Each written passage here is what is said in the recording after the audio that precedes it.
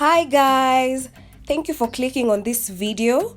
Today we are having a new jam recipe. If you haven't watched the previous one, please click the information button at the top of the video. And if you haven't subscribed, please subscribe to this channel. If you enjoy it, give it a thumbs up, share with your family and friends. So we're making pineapple jam. And obviously we'll need pineapples.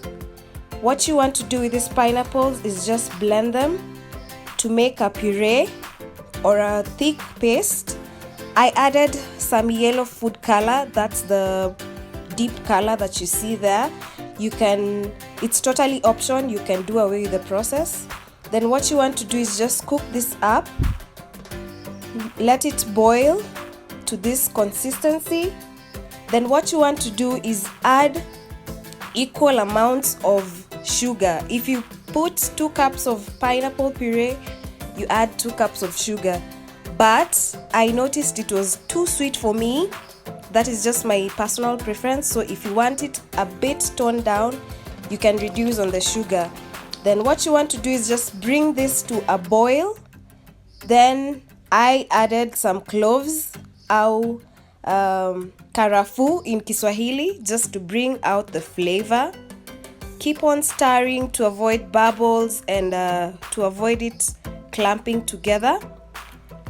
Keep on stirring until the sugar caramelizes, the color will deepen.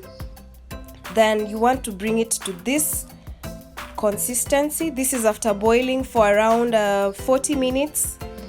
Then when it reaches here, you just switch off the flame and let it cool down by itself, and it will form a thick jammy paste like this.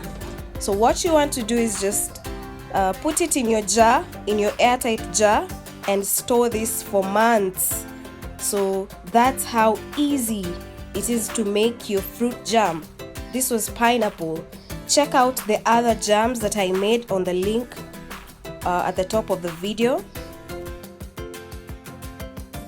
This is how you can use the jam. You can spread it on your bread or just use it as a spread on your pastries. Thank you so much for watching. See you in the next video. Bye.